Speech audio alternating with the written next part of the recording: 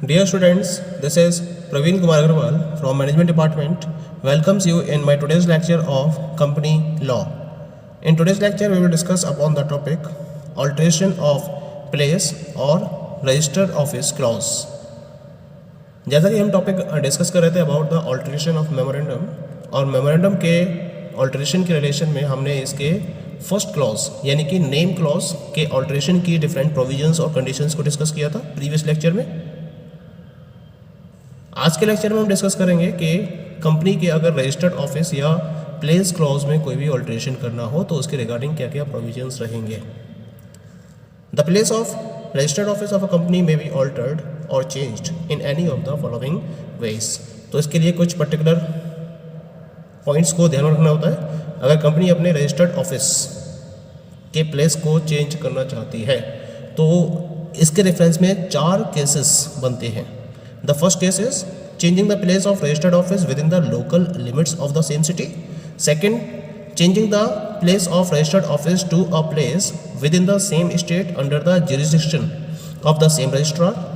Third one is the changing the place of registered office within the same state but from the jurisdiction of one registrar to that of another registrar in the same state. And fourth case is the changing the place of registered office from one state to another. तो ये 4 cases है। इन चारों cases में हमें steps, procedures और provisions को discuss करना है जो इनके रिलेशन में फॉलो किए जाएंगे। Come to the very first one. The first one is the changing place within the same city. यानी कि अगर कोई भी पर्टिकुलर कंपनी सेम सिटी में अपने प्लेस को चेंज करती है, सिटी वही रहती है, चाहे सिटी है या टाउन कहें उसे हम या विलेज कहें, अगर कंपनी अपने रजिस्टर्ड ऑफिस के प्लेस को चेंज करती है with in the same city, तो सेम सिटी में चेंज करने के रेफरेंस में इसको क्या क्या पर्टिकुलर प्रोविजंस को फॉलो करना होता है, इसके द्वारा क्या क्या स्टेप्स लिए जाते हैं, हम उन प्रोविजंस को आज के लेक्चर में यहाँ इस पर्टिकुलर टॉपिक में कवर करेंगे। The very first step is board of director shall pass a special resolution for changing place of registered office within the same city, town or village and change the place of registered office। यानी कि सबसे पहले तो जो company के board of directors हैं वो क्या करेंगे, कंपनी के प्लेस या रजिस्टर्ड ऑफिस के प्लेस को चेंज करने के रिलेशन में एक स्पेशल रिजोल्यूशन को पास करेंगे। ठीक है, जब तक ये स्पेशल रिजोल्यूशन पास नहीं होगा तब तक कंपनी के रजिस्टर्ड ऑफिस के प्लेस को चेंज नहीं किया जा सकता। ठीक है, एक बार जब ये स्पेशल रिजोल्यूशन पास हो जाता है then the second step is followed. In the second step give notice of change to registrar within 15 days of change in the prescribed manner. The registrar shall record the same. यानी कि जब इस particular special resolution को पास कर दिया जाता है तो इसके पास होने के 15 दिन के अंदर अंदर कंपनी को इस चेंज का नोटिस रजिस्ट्रार को सर्व करना होता है। 15 दिन के अंदर अंदर रजिस्ट्रार को ये नोटिस सर्व कर दिया जाता है। जो प्रिस्क्राइब्ड मैनर है, जो प्रिस्क्राइब्ड फॉर्म है, उस प्रिस्क्राइब्ड मैनर में इस पर्टिकुलर नोटिस को रजिस्ट्रार को सर्व करना जरूरी होता है, जिससे कि जो रजिस्ट्रार होता है वो इस चेंज प्लेस को अपने रिकॉर्ड में मेंटेन कर लेता है और इसके बाद कंपनी अपने रजिस्टर्ड ऑफिस के प्लेस को चेंज कर सकती है।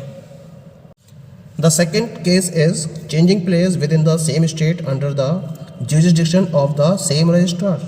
यानी कि जब कोई भी कंपनी सेम स्टेट में अपने रजिस्टर्ड ऑफिस के प्लेस को चेंज करती है लेकिन जो रजिस्ट्रार का jurisdiction है वो चेंज नहीं होता है। अगर रजिस्ट्रार का jurisdiction चेंज नहीं होता है और सेम स्टेट में रजिस्टर्ड ऑफिस के प्लेस को चेंज किया जाता है तो उस केस में फॉलोइंग स्टेप्स को कंपनी की तरफ से फोकस किया जाता है। The very first step is pass a special resolution in general meeting of the company. यानी कि यहाँ कंपनी को अपनी एक जनरल मीटिंग कंडक्ट करनी होती है और इस जनरल मीटिंग में इसके रेफरेंस में एक स्पेशल रिजोल्यूशन को पास करना होता है। ये स्पेशल रिजोल्यूशन स्टेट करेगा कि कंपनी के रजिस्टर्ड ऑफिस को सेम स्टेट में चेंज किया जा रहा है। ओके, सेकेंड, स्पेशल रिजोल्यूशन को पास करने के बाद the company change the place of registered office as per the resolution passed, यानी कि जैसा रेजोल्यूशन पास किया गया है उसके अकॉर्डिंग कंपनी अपने रजिस्टर्ड ऑफिस के प्लेस को चेंज कर लेती है।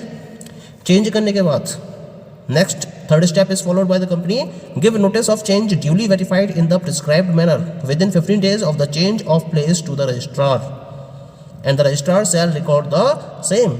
यानी कि जब कंपनी अपने रजिस्टर्ड ऑफिस के प्लेस को चेंज कर लेती है रेजोल्यूशन को पास करने के बाद, इसके बाद इस पर्टिकुलर रेजोल्यूशन के चेंज का एक नोटिस प्रिस्क्राइब्ड मैनर में रेजोल्यूशन पास होने के 15 दिन के अंदर अंदर कंपनी को इसे रजिस्ट्रार को अवेलेबल कराना होता है। रजिस्ट्रार को ये अवेलेबल होते ही रजिस्ट्रार इसको अपने रजिस्टर में रिकॉर्ड कर लेता है। तो इस तरीके से कंपनी सेम स्टेट में सेम रजिस्ट्रार के अंडर में अपने रजिस्टर्ड ऑफिस के प्लेस को चेंज कर सकती है। The third case is changing place within the same state from the jurisdiction of one registrar to another, यानी कि अगर कंपनी सेम स्टेट में अपने प्लेस को चेंज करती है लेकिन जो जुरिसडिक्शन है एक रजिस्ट्रार का वो दूसरे रजिस्ट्रार के फेवर में जा रहा है, यानी कि रजिस्ट्रार चेंज हो रहा है, you are moving into the area of the second registrar. तो अगर आप एक ही स्टेट में ऐसे प्लेस पर अपने रजिस्टर्ड ऑफिस को चेंज करते हो जहां पर रजिस्ट्रार भी चेंज हो रहे हैं, you are moving into the jurisdiction of the another registrar, तो उस केस में स्टेप्स क्या क्या फॉलो करने पड़ते हैं, क्योंकि ये जो कंडीशन होती है अब बिल्कुल अलग कंडीशन हो जाती है और इस कंडीशन के चेंज होने की वजह से a number of steps are followed by the company in this reference. तो क्या क्या स्टेप्स फॉलो किए जाते हैं? The very first step is special resolution. The company intending to shift its registered office shall pass a special resolution in general meeting। ये सबसे पहले company को अपनी जनरल मीटिंग में इसके रिगार्डिंग एक स्पेशल रेजोल्यूशन को तो पास करना ही करना होगा।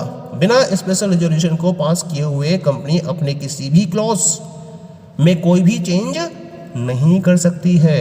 तो सबसे पहले तो इसको एक स्पेशल रेजोल्यूशन इसके रेफरेंस में पास करना होगा जिसका इंटेंशन होगा कंपनी के रजिस्टर्ड ऑफिस को सेम स्टेट में चेंज करना under the jurisdiction of another registrar. ठीक, next one is publication of notice. ये बार जब आपका रेजोल्यूशन पास हो जाता है इसके रेफरेंस में, तब within 1 month from the date of passing the resolution an application will be filed to the regional director for change of registered office, but before this the company shall publish a notice of resolution of such change in a daily newspaper।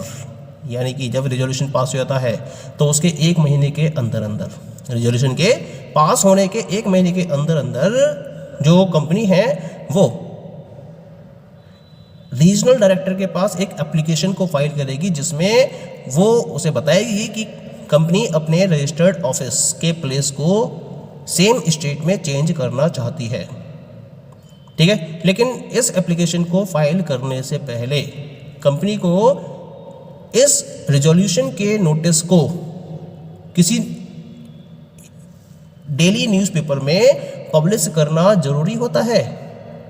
ये newspaper English language में भी हो सकता है या फिर जो उस पर्टिकुलर स्टेट की रीजनल लैंग्वेज है उस लैंग्वेज के न्यूज़पेपर में भी आप इस एडवर्टाइजमेंट को पब्लिश कर सकते हो। पब्लिश करने का पर्पज होता है पब्लिक को रजिस्टर्ड ऑफिस के चेंज के बारे में इंफॉर्मेशन अवेलेबल कराना, जिससे कि पब्लिक को ये पता चल जाए कि कंपनी ने अपने रजिस्टर्ड ऑफिस के प्लेस को चेंज कर लिया है। इस पर्पज को ध्यान में रखते हुए नोटिस को न्यूज़पेपर में पब्लिश किया जाता है। The third step is serving notice to creditors, depositors, etc. यानी कि जब नोटिस पब्लिश कर दिया जाता है तो इसके बाद company shall also serve individual notice of such resolution on each creditor, debenture holder and depositor of the company। Newspaper में पब्लिश करने के बाद इस पर्टिकुलर नोटिस को कंपनी के जितने भी क्रेडिटर्स हैं, डिवेंचर होल्डर्स हैं या डिपोजिटर्स हैं, हर किसी को इंडिविजुअल बेसिस पर यह रेजोल्यूशन सर्व किया जाता है, अवेलेबल कराया जाता है और इसकी इंफॉर्मेशन इनके पास पहुंचाई जाती है। Next step is application for confirmation to the RD regional director. Then the company shall make an application to the RD for confirmation of the resolution but after 1 month of the publication and service of notice. इसका मतलब क्या होगा कि 1 महीने के बाद, यानी कि जब नोटिस को पब्लिश कर दिया गया है, उस पब्लिकेशन ऑफ नोटिस के 1 महीने के बाद जो कंपनी है वो रीजनल डायरेक्टर के पास एक एप्लीकेशन को फाइल करेगी, जिसके और इस एप्लीकेशन में उस रेजोल्यूशन के कंफर्मेशन के रिगार्डिंग रिक्वेस्ट कंपनी की तरफ से की जाएगी टू द रीजनल डायरेक्टर कि वो उसके कंपनी के रजिस्टर्ड ऑफिस के प्लेस को चेंज करने के रेफरेंस में अपना कंफर्मेशन दें। इसके रिगार्डिंग एप्लीकेशन के मीडियम से कंपनी के द्वारा रीजनल डायरेक्टर से रिक्वेस्ट की जाती है। After this confirmation by RD, application के रिसीव होने के बाद जो आरडी है, he shall communicate his confirmation within 30 days of the application, यानी कि एप्लीकेशन मिलने के 30 दिन के अंदर अंदर रीजनल डायरेक्टर कंफर्मेशन के रिगार्डिंग अपना कम्युनिकेशन कंपनी से सेट करता है। लेकिन कंफर्मेशन देने से पहले जो रीजनल डायरेक्टर है वो ऑब्जेक्शंस को भी कंसीडर करता है उन पर्टिकुलर पर्सन्स के जो इससे रिलेटेड हैं, यानी जो भी कंपनी के कंसर्न पर्सन्स है, अगर उनमें से किसी को कोई भी ऑब्जेक्शन है तो इस ऑब्जेक्शन को कंसीडर किया जाता है बाय द रीजनल डायरेक्टर। लेकिन अगर कोई भी ऑब्जेक्शन रीजनल डायरेक्टर के तरफ से रिसीव नहीं किया जाता है, वो भी नोटिस के पब्लिकेशन के 21 दिन के अंदर अंदर, तब रीजनल डायरेक्टर की तरफ से कंफर्मेशन दे दी जाती है और कंफर्मेशन दी जाती है कि कंपनी अपने रजिस्टर्ड ऑफिस के प्लेस को सेम सिटी में अदर रजिस्ट्रार के अंडर में चेंज कर सकती है। ये कंफर्मेशन रीजनल डायरेक्टर की तरफ से कंपनी को प्रोवाइड कर दी जाती है। कंफर्मेशन मिल गई। कंफर्मेशन मिलने के बाद the next step is followed and the next step is that is filing confirmation to the registrar. What does that mean? The company shall file the confirmation to change of registered office to the registrar within 60 days from the date of confirmation। यानी कि जिस दिन regional director की तरफ से company के registered office को change करने के रेफरेंस में कंफर्मेशन मिल जाता है, उस दिन से 60 दिन के अंदर अंदर ये जो कंफर्मेशन है इसको कंपनी को रजिस्ट्रार के पास रजिस्टर्ड करना जरूरी होता है, फाइल करना जरूरी होता है और इन्फॉर्मेशन डिलीवर करनी होती है टू द रजिस्ट्रार कि कंपनी को अपने रजिस्टर्ड ऑफिस को चेंज करने के रिलेशन में रीजनल डायरेक्टर से कंफर्मेशन मिल चुकी है। इसके लिए इसकी एक कॉपी उसे रजिस्ट्रार के पास सबमिट करनी होती है। ठीक, next one is 7th one, registration and certification. The registrar shall register the confirmation to change of registered office of the company within 30 days. The registrar shall also certify the registration and issue a certificate within a period of 30 days from the date of filing of the confirmation of change। यानी कि जब confirmation की receipt या confirmation का notice registrar को receive हो जाता है, उसके बाद जो रजिस्ट्रार है वो इस चेंज के कंफर्मेशन के बेसिस पर कंपनी के रजिस्टर्ड ऑफिस के चेंज्ड एड्रेस को अपने रजिस्टर में नोट कर लेता है और उसे इस प्रोसेस को 30 दिन के अंदर अंदर कंप्लीट करना जरूरी होता है। और नोट करने के साथ साथ जो रजिस्ट्रार है वो इस रजिस्ट्रेशन को सर्टिफाई भी करता है और कंफर्मेशन ऑफ चेंज के नोटिस को फाइल जिस दिन किया गया है उस दिन से 30 दिन के अंदर अंदर कंपनी को उसके नए एड्रेस के साथ में एक फ्रेश सर्टिफिकेट भी रजिस्ट्रार की तरफ से इश्यू किया जाता है, जो कंफर्म करता है कंपनी के चेंज रजिस्टर्ड ऑफिस के एड्रेस को। ठीक, and the last one is that the notice of the change of place of registered office shall also be served to the concerned stock exchange or exchanges where the company is listed। यानी कि अगर company एक listed company है तो company को अपने इस registered office के चेंज प्लेस का नोटिस कंसर्न्ड स्टॉक एक्सचेंजेस को भी सर्व करना होता है और उन स्टॉक एक्सचेंजेस को जहां जहां कंपनी की सिक्योरिटीज लिस्टेड होती हैं। ओके, और इस तरीके से कंपनी अपने रजिस्टर्ड ऑफिस के प्लेस को सेम स्टेट में एनदर रजिस्ट्रार के ज्यूरिसडिक्शन में चेंज कर सकती है। Clear? Now we will talk about the fourth case and this is changing the place in different state. अगर डिफरेंट स्टेट में कंपनी अपने रजिस्टर्ड ऑफिस के प्लेस को चेंज करना चाहती है तो उसके रिगार्डिंग क्या क्या प्रोविजंस रहेंगे, क्या क्या स्टेप्स इसकी तरफ से फोकस किए जाएंगे, इसे हम नेक्स्ट लेक्चर में डिस्कस करेंगे।